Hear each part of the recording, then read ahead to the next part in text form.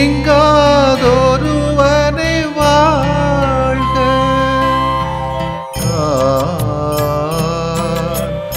ஒளி பொருந்திய அழியாத ஆன்மா,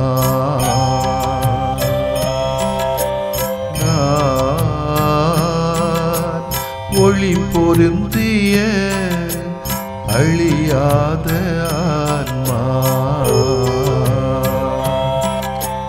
நீ என்னில் நான் உன்னில் ஈஸ்வரா, நீ என்னில் நான் உன்னில் ஈஸ்வரா.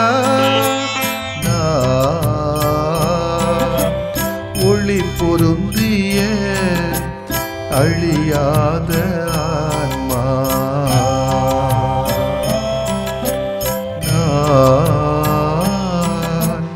ஒளி பொருந்திய அழியாத ஆன்மா.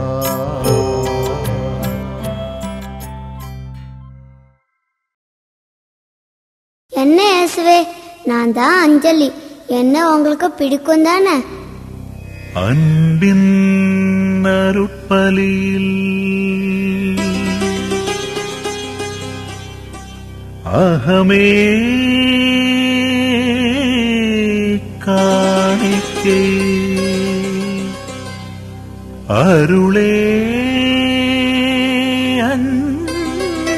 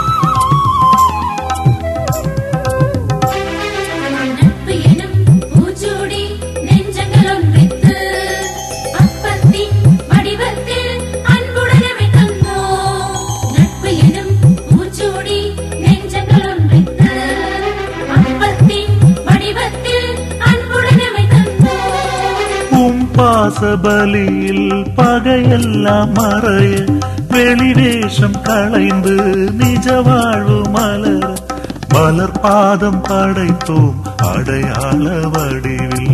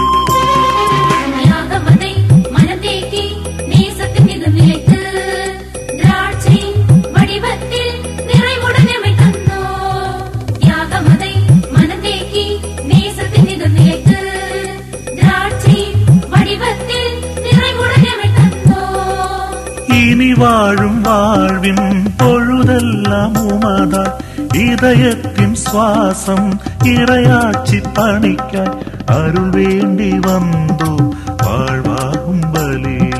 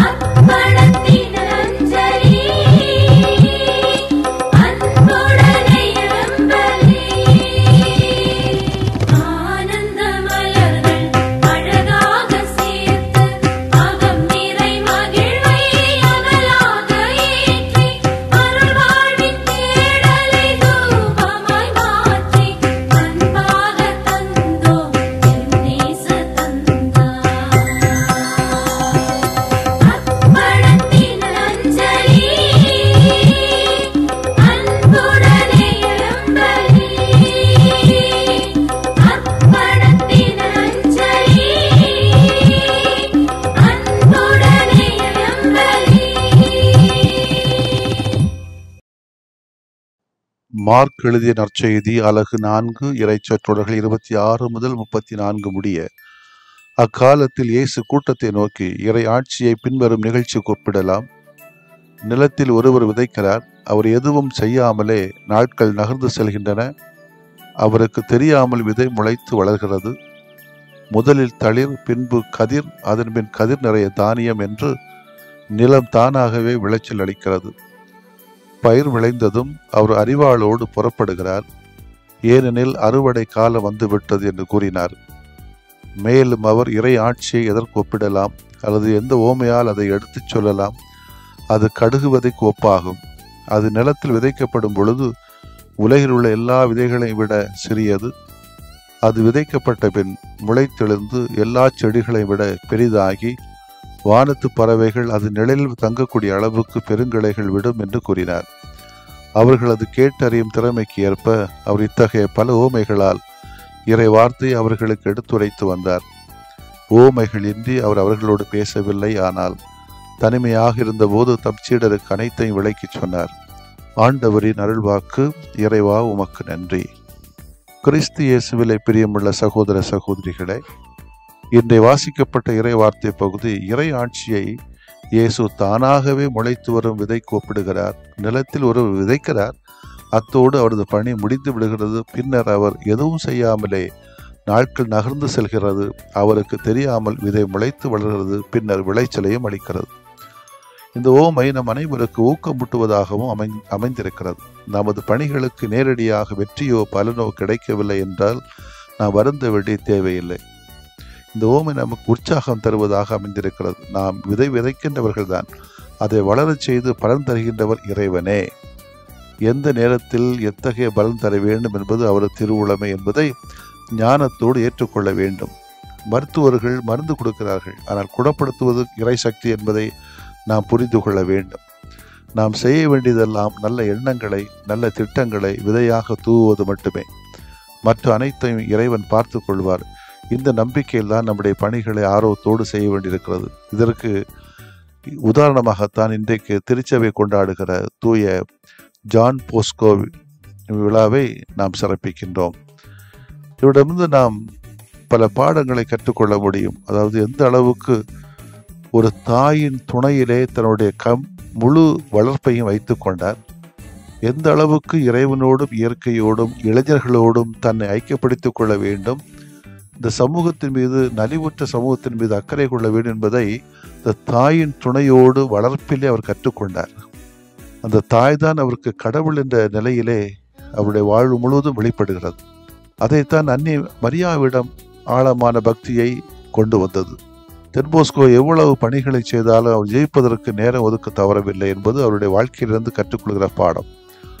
தொன்போஸ்கோ அன்னை மரியாவிடம் ஆழமான பக்தி கொண்டு வாழ்ந்தார்.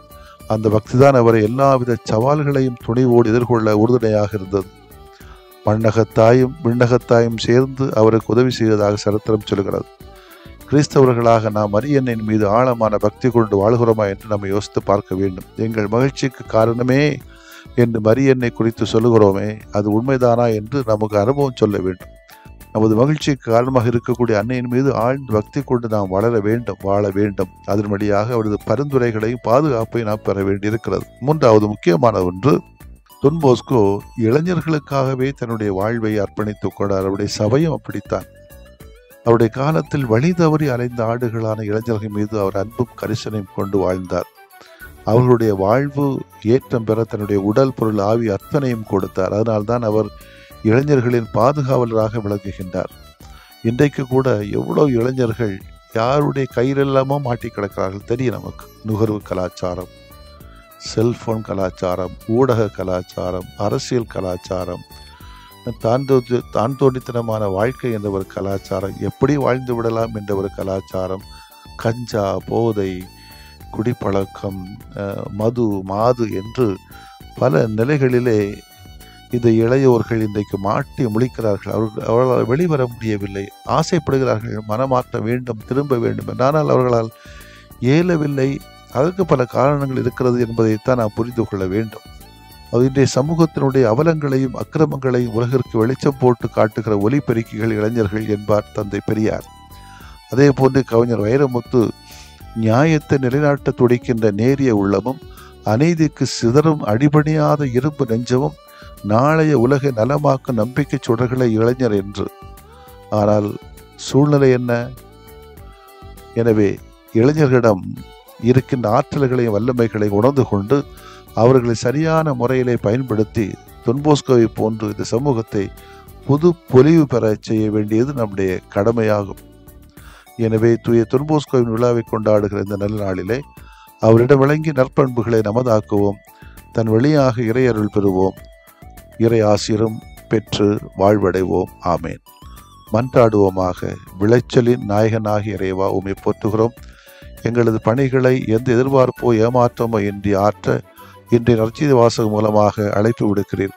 உமக்கு நன்றி. எங்களது பணிகளை குறிப்பாக இளையோர்கள் மத்தியிலே செய்து அவர்களையும் உம்முடைய அன்பின் பாதையிலே வழிநடக்க வைத்து அன்புக்கும் பண்பிற்கும் நம்பிக்கைக்கு சான்று பெறுகின்ற சாட்சிகளாக, நற்செய்தி அறிவிப்பாளர்களாக இவர்களை உருமாற்ற தேவையான அருளையும் ஆசிரியரையும் எங்களுக்கு தாரும். ஆண்டவரே, ஆமேன்.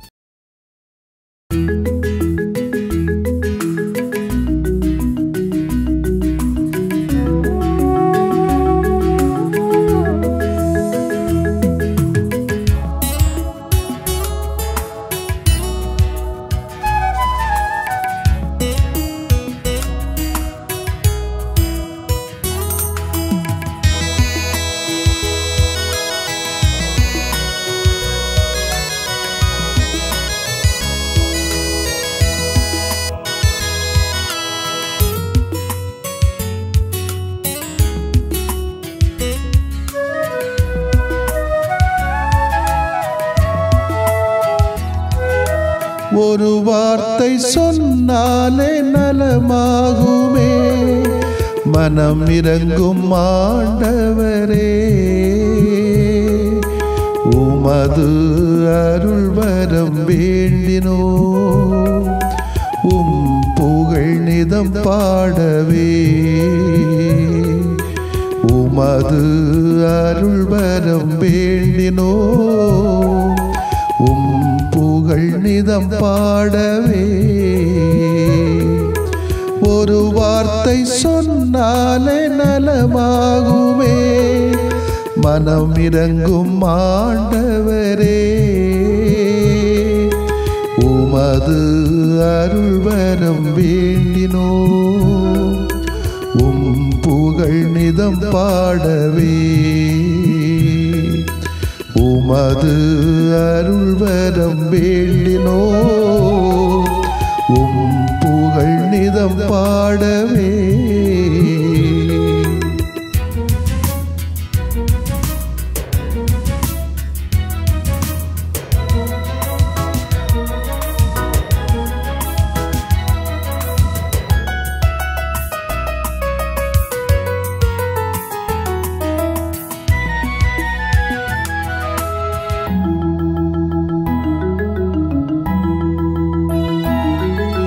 கொடும் நோயின் பிணி நீக்கி நலம் தாருமே, மனம் இறங்கும் ஆண்டவரே. கடன் தொல்லை சுமை நீக்கி உடன் வாருமே மனம் இறங்கும் ஆண்டவரே கொடும் நோயின் பிணி நீக்கி நலம் தாருமே மனம் இறங்கும் ஆண்டவரே கடன் தொல்லை சுமை நீக்கி உடன் வாருமே மனம் இறங்கும் ஆண்டவரே உறவிழந்து போனாலும் மனம் சோர்ந்து போனாலும் உறவிழந்து போனாலும் மனம் சோர்ந்து போனாலும் உடனிருந்து பலம் தாருமே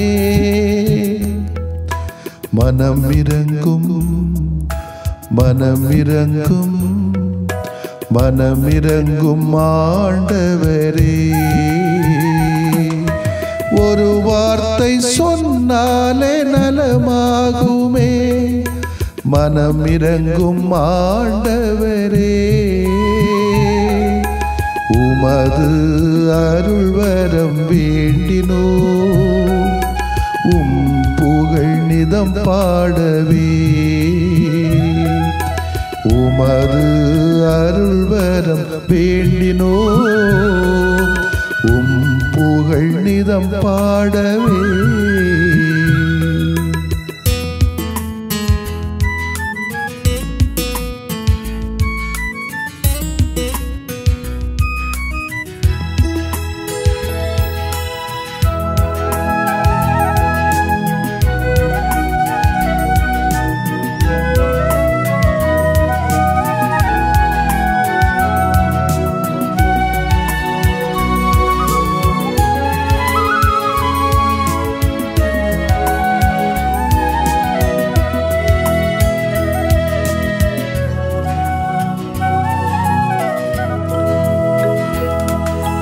இருள் போக்கி இனி வாழ்வில் ஒளி தாருமே மனம் இறங்கும் ஆண்டவரே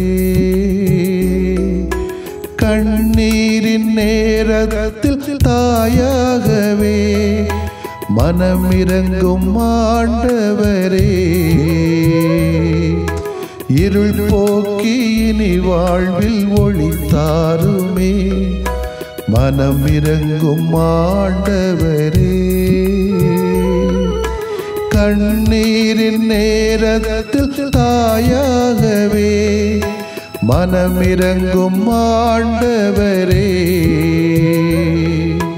உயிரில்லா வாழ்வினிலே உயிர் தந்த தெய்வம் நீ உயிரில்லா வாழ்வினிலே உயிர் தந்த தெய்வம் நீ துயர் போக்கி துணையாக வா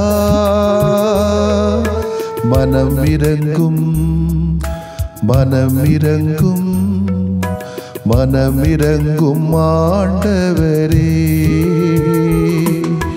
ஒரு வார்த்தை சொன்னாலே நலமாகுமே மனம் இறங்கும் ஆண்டவரே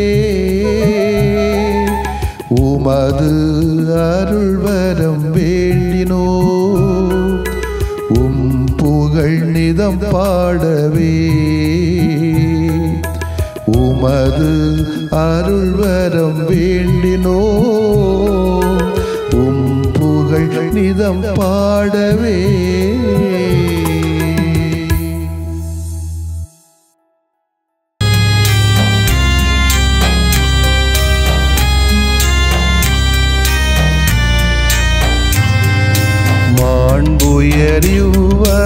மாண்புயரிவருள்ளடையாளத்தை தாழ்ந்து பணிந்து ஆராதிப்போ பழைய நியம முறைகள் அனைத்தும் இனி மறைந்து முடிவு பெறுக புதிய நியம முறைகள் வருக புலன்களாலே மனிதன் இதனை அறிய இயலா குறைகள் நீக்க நம்பிக்கையின் உதவி பெறுக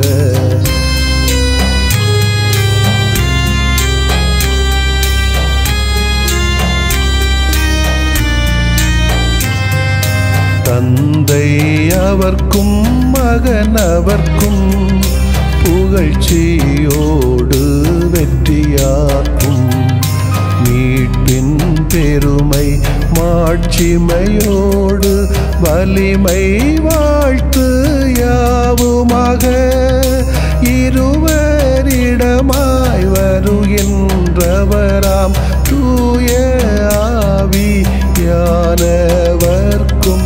அளவில்லாத சமப்புகழ்ச்சி என்றுமே உண்டாகுக. ஆமென்.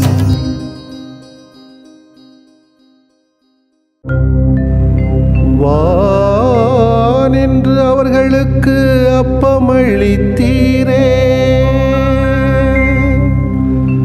இனிமையெல்லாம் தன்னகத்தில் கொண்ட அப்பம் இதுவே.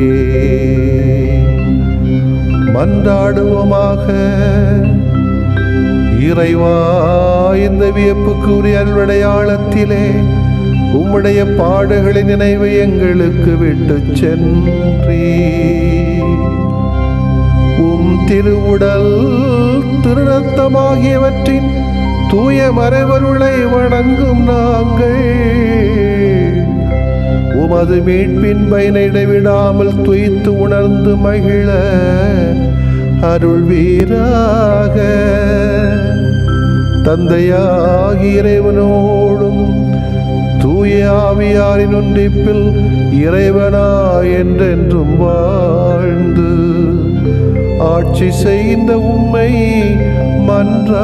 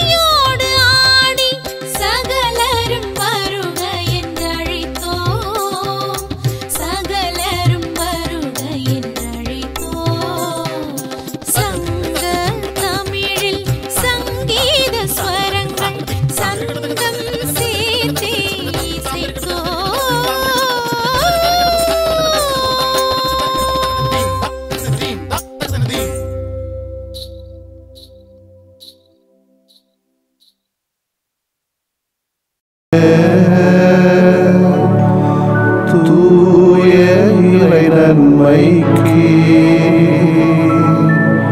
எல்லா காலமும் தொழுகையும் புகழும்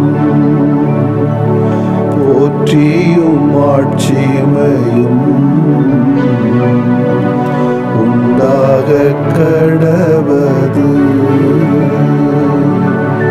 போற்றியும் ஆட்சிமையும் உண்டாக கடவது. தந்தை மகன் தூய ஆவியாரின் பெயராலே ஆமென்.